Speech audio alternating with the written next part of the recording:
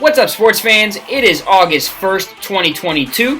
My name is Chris, and you are now rocking with Bets with MC Silly.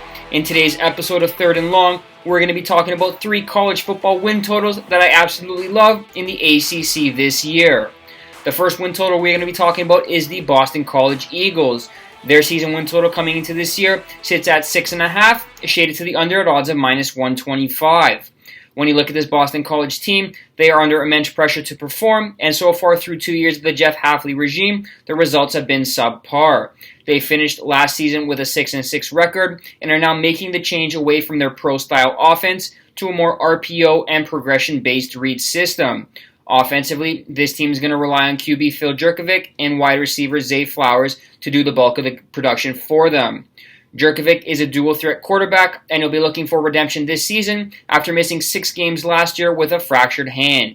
As for Flowers, he caught 44 balls for 746 yards and found the end zone 5 times.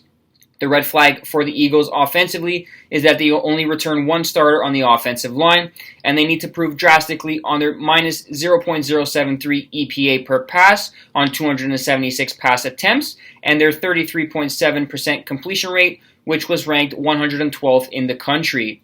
Defensively, this team returns key players at every level, but if they can't figure out a way to stop the run, it won't matter how good the offense performs. Looking at their schedule, I see 3 wins for sure against Maine, UConn, and Duke.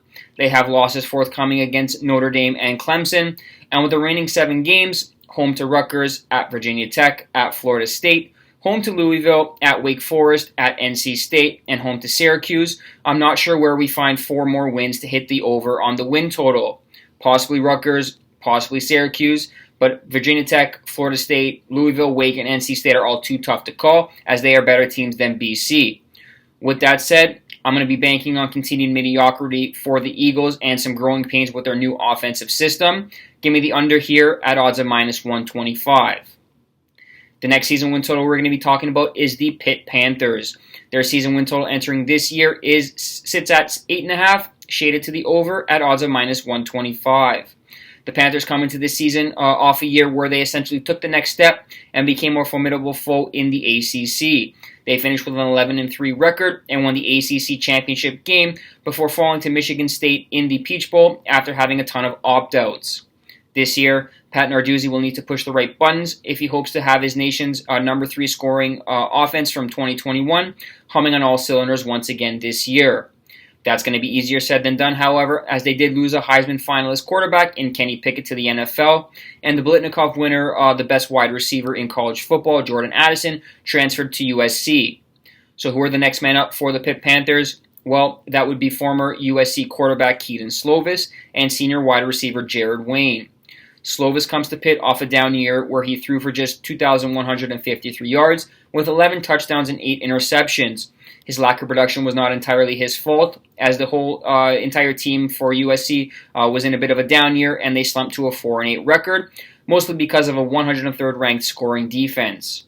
A change of scenery in Pitt and playing in front of a great defense should give Slovis the confidence to return to the form he showed in his freshman year, where he threw for 3,502 yards and 30 touchdowns. As for his go-to wide receiver, Jared Wayne, he's going to need to step up in a big way to replace Addison's production from last season.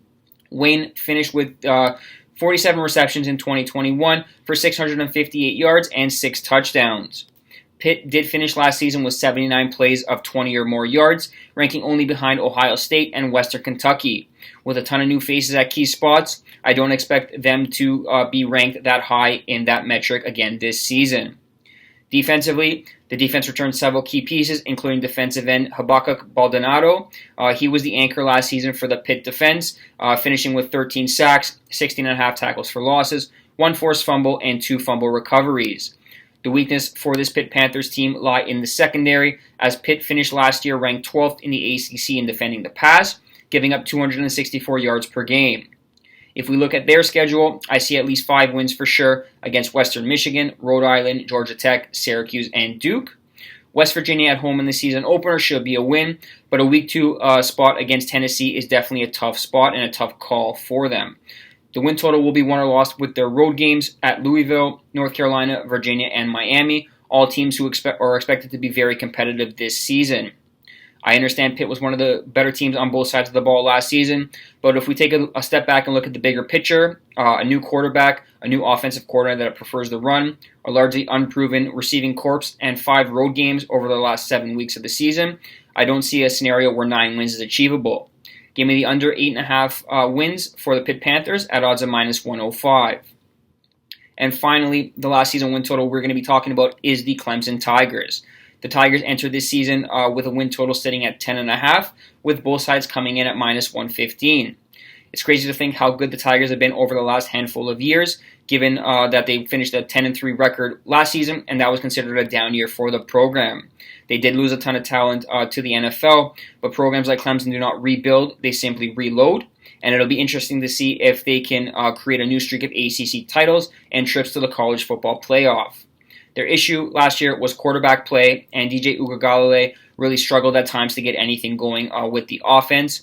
A 10-3 loss in the season opener to Georgia was a sign of things to come. And the now junior quarterback finished with just 9 touchdowns and on 2,246 yards passing with 10 interceptions. He did chip in with 308 rushing yards and 4 scores on the ground. As for the rushing attack, it should be very dependable with 3 extremely talented backs in Will Shipley, Kobe Pace, and Phil Mafah. Shipley carried the bulk of production last year for the Tigers with 738 yards and 11 touchdowns.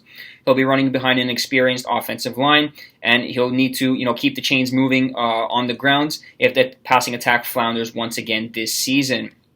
Defensively for the Tigers, this has a chance to be one of the better units they've had in a while with a ton of talent at every level. It wouldn't shock me to see them replicate their number 2 ranked scoring defense from last season and their number 8 ranked total defense where they've allowed just a 31.7% success rate on the ground. If we look at their schedule, I see 7 wins that jump off the page to me right away. Georgia Tech, Furman, Louisiana Tech, Boston College, Syracuse, Louisville, and South Carolina. Against Wake Forest, the offense should be able to score at will against one of the nation's worst-ranked defense last year. At Florida State, it's going to be a tricky contest, but should be a win if the offense does its thing. That gets us 9 wins. From there, 2 more wins are needed to cash the over against NC State, which is a revenge spot from last year's loss, Notre Dame, and Miami. 2 of those 3 games are coming at home, and I'd be willing to bank on Dabo Swinney finding a way to get his Clemson Tigers over the line and grabbing at least 2 wins in those 3 games.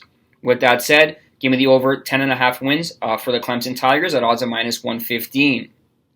That wraps up this edition of Third and Long.